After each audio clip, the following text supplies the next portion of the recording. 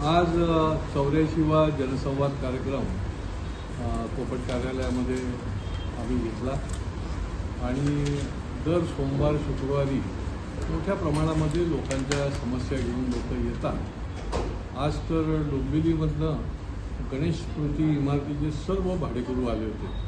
ते आधीही आले होते आणि त्यांची सगळी पुढची रिडेव्हलपमेंटच त्या बाबतीत ते हवालदिल झाले होते,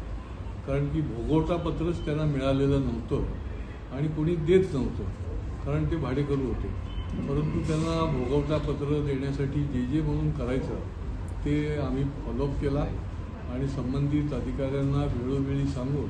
त्यांना ते भोगवटा पत्र मिळालं, त्याची माहिती पण त्यांनी दिली आणि आता त्यांना पुढचा जो मार्ग आहे पुनर्विकासाचा तो त्याच्यामुळे आता मोकळा झाला आहे आणि मुख्य म्हणजे त्यांचा हक्क जो आहे तो अबाधित झालेला आहे, नाहीतर त्यांचा त्या जागेवरचा हक्कच अबाधित होत नव्हता। त्याचप्रमाणे निरनिराळ्या महापालिकेमध्ये देखील काही प्रश्न जे आहेत की किमान वेतनसुद्धा दिलं जात नाही, जे दिलं जातं ते देखील उशिरा दिलं जातं, काही पेंडिंग आहे। त्याच्यामुळे आम्ही संबंधित कॉन्ट्रॅक्टरना देखील या ठिकाणी बोलवलं होतं आणि त्यांनी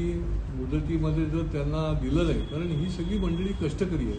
ती काम करत आहेत, कामाचा मोबदला त्यांना वेळेत मागतायत आणि त्याच्यामुळे त्यांना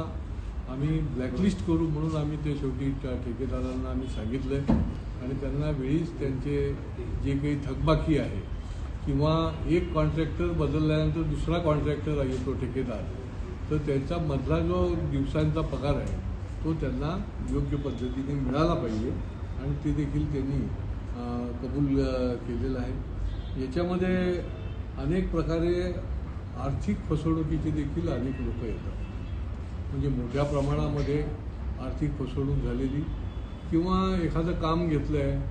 त्याची सगळी बिलं आहेत, त्याची सगळी ऑर्डर आहे, परंतु पैसे मिळालेले आहेत, कारण फसवाफसवी मोठ्या प्रमाणात वाढलेली आहे आणि सामान्य माणसाला कुणीही न्याय द्यायला तयार नाही, मग तो बिल्डरच्या बाबतीमध्ये असो किंवा वैयक्तिक कामाच्या संबंधीमध्ये असो, तर त्यांना देखील त्या ठिकाणी आपण योग्य पद्धतीने न्याय दिलेला आहे। महापालिका देखील अनधिकृत बांधकामाच्या बाबतीमध्ये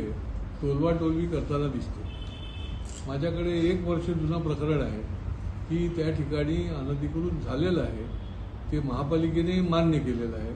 मान्य केल्यानंतर देखील त्याच्यावर कुठल्याही प्रकारची जी तोडण्याची कारवाई करायला पाहिजे ती झालेली नाही आणि हा एक प्रकारचा संगनमताने चाललेलं काम दिसतंय। म्हणजे उपायुक्त सहाय्यक आयुक्ताला पत्र देणार, सहाय्यक आयुक्त करतो म्हणून सांगणार, पुन्हा उपायुक्त सहाय्यक आयुक्ताला पत्र देत राहणार आणि अशा पद्धतीने हे जे काही वेळखाऊ धोरण आहे याच्यावर आळा घालण्यासाठी योग्य ते टाईम बाउंड प्रोग्राम, अनधिकृत बांधकामाचा विषय असा आहे की ते योग्य वेळेला टाईम बाउंड जर नाही केलं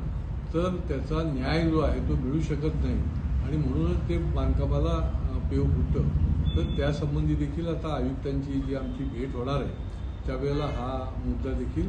या संबंधामधला आम्ही अग्रक्रमाने घेणार आहोत।